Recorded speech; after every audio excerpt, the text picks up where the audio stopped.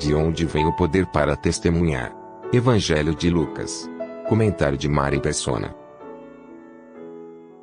O assunto agora é a fidelidade no testemunho ou a falta dela. Jesus diz: quem me confessar diante dos homens, também o Filho do Homem o confessará diante dos anjos de Deus. Mas aquele que me negar diante dos homens será negado diante dos anjos de Deus. O poder para confessá-lo não estaria nos discípulos, mas viria do Espírito Santo.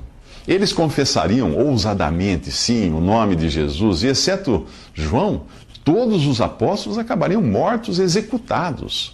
O poder para a vida e o testemunho seria o Espírito Santo dado a todo o que crê em Jesus, conforme Paulo explica aos Efésios. Quando vocês ouviram e creram na palavra da verdade, o Evangelho que os salvou, vocês foram selados com o Espírito Santo da promessa, que é a garantia da nossa herança, até a redenção daqueles que pertencem a Deus para louvor da sua glória. Efésios capítulo 1. O mesmo Espírito daria a eles poder para fugir do pecado e resistir ao mal. Porém, sua luta não seria contra pessoas, mas contra seres espirituais, contra os dominadores deste mundo de trevas, contra as forças espirituais do mal nas regiões celestiais. Fala Efésios 6. Não caberia a eles, discípulos, julgar e reformar o mundo. Jesus faria isso na sua vinda. Mas neste momento, nem mesmo ele, Jesus, se proporia a julgar as demandas entre os homens. Alguém da multidão lhe disse: Mestre, dize a meu irmão que divida a herança comigo. Respondeu Jesus: Homem, quem me designou juiz ou árbitro entre vocês? Jesus sairia deste mundo sem mover uma palha para melhorá-lo, social ou politicamente. Ele tão somente exerceria misericórdia, alimentando e curando os necessitados, e não esperando que o poder público fizesse isso. Ele não interferiria nos sistemas humanos, não promoveria passeatas, greves, boicotes e nem deixaria de pagar impostos. O próprio Filho de Deus passaria por aqui e, exceto pelo testemunho da sua vida exemplar e do sacrifício de si mesmo, o mundo continuaria igual, ou pior, por ser culpado de rejeitá-lo. Em seu lugar ficariam os discípulos, ensinados e movidos pelo Espírito Santo, que viria habitar na igreja e em cada crente individualmente. Ao enviar o Espírito Santo, o Senhor estaria agindo em misericórdia para com o homem pecador, e o tempo da paciência de Deus já dura mais de 2000 anos. Mas o Senhor não demora em cumprir a sua promessa, como julgam alguns. Pelo contrário, Ele é paciente, não querendo que ninguém pereça, mas que todos cheguem ao arrependimento. 2 Pedro 3. Nesse período da graça, a justiça sofre, e são bem-aventurados os perseguidos por causa da justiça. Mas quando Cristo vier, a justiça reinará. Nos próximos 3 minutos, Jesus fala do pecado sem perdão. Jesus garante aos discípulos que eles estariam plenamente capacitados pelo Espírito Santo para serem testemunhas fiéis de Deus no mundo. Quando vocês forem levados às sinagogas e diante dos governantes e das autoridades, não se preocupem com a forma pela qual se defenderão ou com o que dirão, pois naquela hora o Espírito Santo lhes ensinará o que devem dizer. Todavia, o mesmo Espírito que viria a capacitá-los aumentaria a culpa daqueles fariseus incrédulos. E nesse ponto, Jesus fala do pecado sem perdão. Todo aquele que disser uma palavra contra o Filho do Homem será perdoado, mas quem blasfemar contra o Espírito Santo não será perdoado. Os fariseus eram culpados desse pecado porque tinham visto Jesus curar e atribuíram seu poder a Beelzebu e não ao Espírito de Deus. Nós já vimos isso no capítulo 11 desse Evangelho de Lucas, mas também é citado em Mateus capítulo 12. Hoje, é impossível um crente verdadeiro blasfemar contra o Espírito, apesar de alguns ficarem se torturando com essa ideia. Os evangelhos associam isso explicitamente ao que os escribas e fariseus fizeram. O simples fato de um crente sentir remorso prova que não cometeu o pecado sem perdão. Um incrédulo que fale mal de Jesus ou rejeite o testemunho do Espírito para convencê-lo de pecado também não está blasfemando contra o Espírito. Até o seu último suspiro, o perdão estará disponível para ele.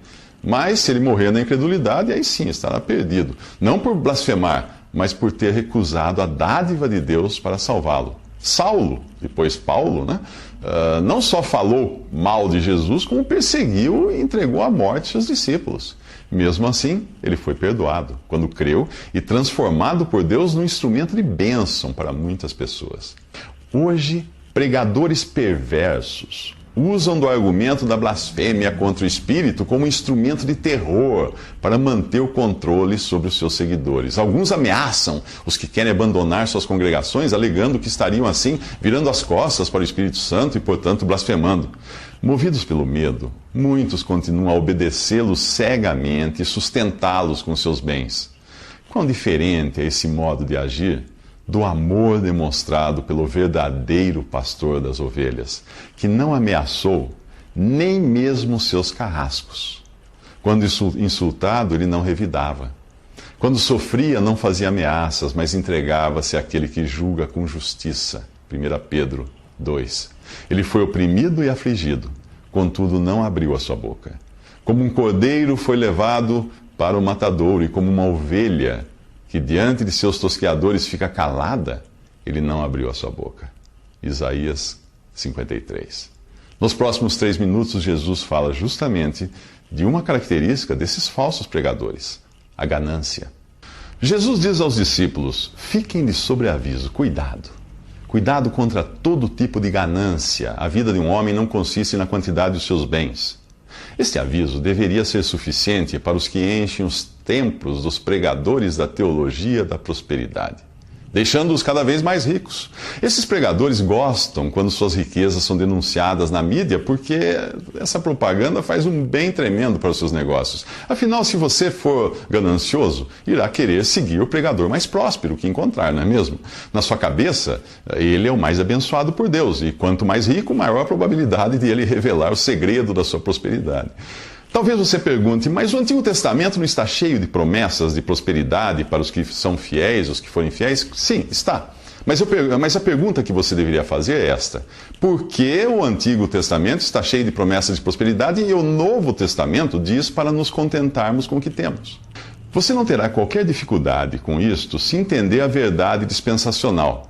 Ao dizer que Deus fará convergir em Cristo todas as coisas celestiais ou terrenas na dispensação da plenitude dos tempos, em Efésios 1:10, Paulo revela que existem coisas celestiais e coisas terrenas, e há uma dispensação que chama de plenitude dos tempos. Um olhar atento por toda a Bíblia ajudará você a detectar outras dispensações. A palavra dispensação no grego tem o sentido de administração de uma casa. E se nós fizéssemos um paralelo com a história do Brasil, nós poderíamos também dividi-la em diferentes dispensações, que podem ser tanto as diferentes formas de governo, como os diferentes planos econômicos. Deus também teve diferentes modos de agir, ou dispensações em diferentes eras da história da humanidade. Mas aqui eu vou tratar apenas de duas: a dispensação da lei, dada a Israel, e a dispensação da graça, na qual está inserida a dispensação especial que foi dada a Paulo de revelar o que ficou em segredo antes, nos séculos anteriores, que é a igreja. É bom entender que ao dizer Israel, eu não estou me referindo aos judeus ou à nação que existe hoje lá na terra na Palestina, que é formada por representantes das tribos de Judá e Benjamim. Eu refiro-me ao Israel original, segundo os propósitos de Deus, composto por 12 tribos e um só povo.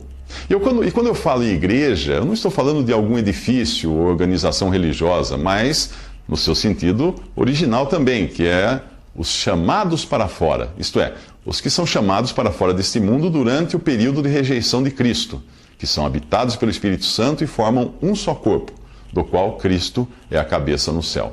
Na Bíblia, igreja pode se referir também tanto ao conjunto, né, a esse conjunto todo, como à representação dele, quando 2 ou 3 estão reunidos ao nome de Jesus. Mas para falar de um assunto tão importante, nós vamos precisar de mais do que 3 minutos. A lei tinha sido dada apenas a Israel. O Evangelho é pregado hoje a todos os povos. E isto já é um indício de que estamos falando de diferentes dispensações ou modos de Deus tratar com a humanidade. João Batista foi o último profeta da antiga dispensação. E Jesus abriu a dispensação da graça, na qual a igreja estaria inserida. A lei e os profetas profetizaram até João, Desse tempo em diante estão sendo pregadas as boas novas do reino de Deus, diz Lucas 16:16. A lei foi dada por intermédio de Moisés, a graça e a verdade vieram por intermédio de Jesus Cristo. João fala no capítulo 1 do seu evangelho. O contraste também fica evidente na conversa de Jesus com a mulher samaritana, ao deixar claro que haveria uma mudança no lugar e modo de adoração. Ele disse a ela: está próxima a hora em que vocês não adorarão o Pai, nem neste monte, nem em Jerusalém. Está chegando a hora, e de fato já chegou, em que os verdadeiros adoradores adorarão o Pai em espírito e em verdade. São estes os adoradores que o Pai procura. Deus é espírito e é necessário que os seus adoradores o adorem em espírito e em verdade. Isso está em João 4.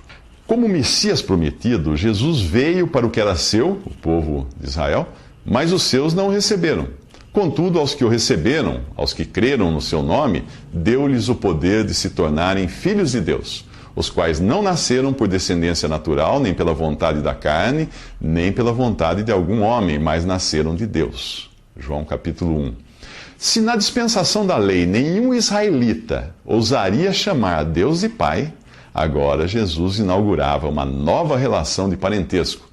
Mas para dar como realmente inaugurada a nova dispensação, ele precisava antes morrer, ressuscitar, subir ao céu e enviar o Espírito Santo.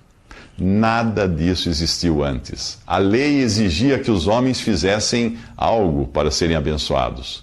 A graça abençoa o pecador por favor imerecido. Apesar do seu fracasso, Deus, em sua misericórdia, não destruiu aquele povo, porque ele tinha em vista a vinda de Cristo. E foi assim que a lei serviu de tutor, ou ama seca, ou babá, conforme Paulo explica aos Gálatas, que ainda queriam viver sob a lei. Paulo diz assim: antes que viesse esta fé, estávamos sob a custódia da lei, nela encerrados, até que a fé que haveria de vir fosse revelada. Assim a lei foi o nosso tutor, até Cristo, para que fôssemos justificados pela fé. Agora, porém, tendo chegado à fé, já não estamos mais sob o controle do tutor. Todos vocês são filhos de Deus, mediante a fé em Cristo Jesus. Capítulo 3 de Gálatas. O crente em Cristo tem em si um poder muito maior que a lei. É por isso que, sob a potente influência da graça, a hipocrisia dos fariseus fica muito mais evidente do que sob a lei. E o pecador pode ser perdoado não por existir nele algo de bom, mas porque o Espírito o convence de ser totalmente mau. Onde aumentou o pecado, transbordou a graça, a fim de que, assim como o pecado reinou na morte, também a graça reine pela justiça, para conceder vida eterna, mediante Jesus Cristo, nosso Senhor. Isso está em Romanos, capítulo 5, versículos 20 ao 21.